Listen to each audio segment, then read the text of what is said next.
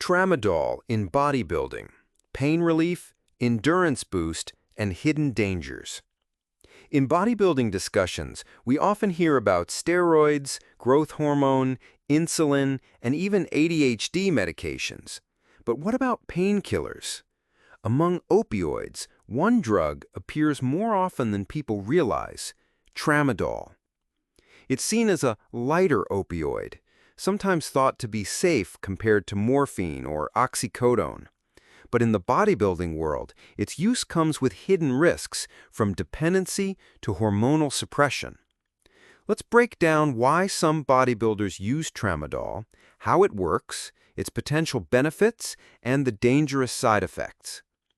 How tramadol works. Tramadol is a synthetic opioid.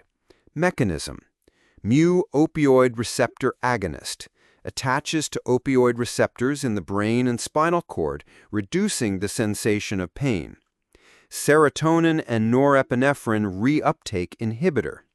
Increases these neurotransmitters, giving a mild stimulant-like boost and sometimes improving mood. Half-life: 6 hours. Extended-release versions last longer.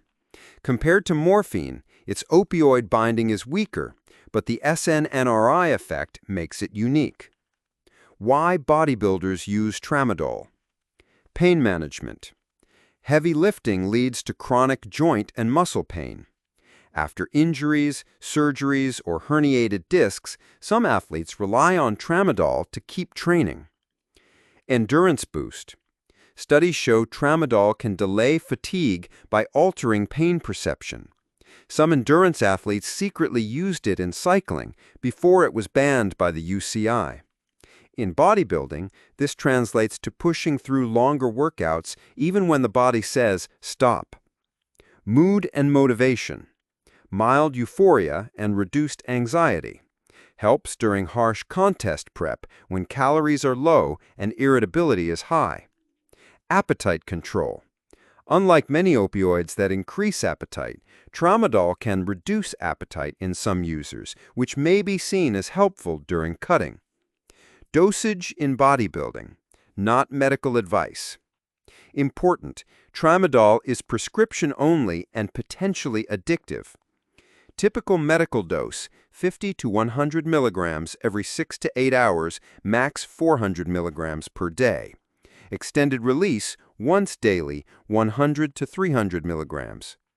Bodybuilders often misuse it by taking higher doses before heavy training sessions, using it as pre-workout pain management.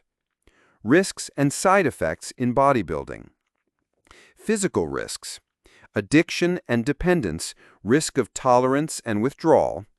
Seizures: tramadol lowers seizure threshold, especially in high doses or combined with stimulants like ADHD meds or pre-workout. Hormonal suppression: long-term opioid use reduces testosterone and growth hormone. Gastrointestinal problems: nausea, constipation, stomach pain. Liver stress, especially when combined with oral steroids or alcohol. Psychological risks: mood swings.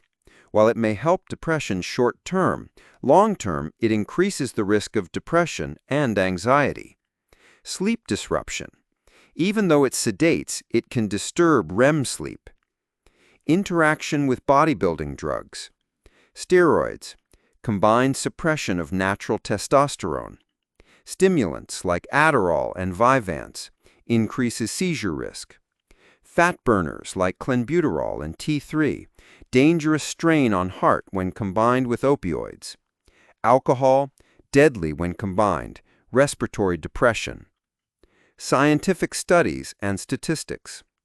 WADA, World Anti-Doping Agency, monitored tramadol use after cyclists abused it for endurance. It was officially banned in competition in 2019. Clinical data shows 10 to 15% of patients develop dependence when using tramadol long-term. Research on athletes suggests performance boost is temporary, but long-term health costs are high. Why it's dangerous in bodybuilding. Bodybuilding already stresses the heart, liver, kidneys, and hormones.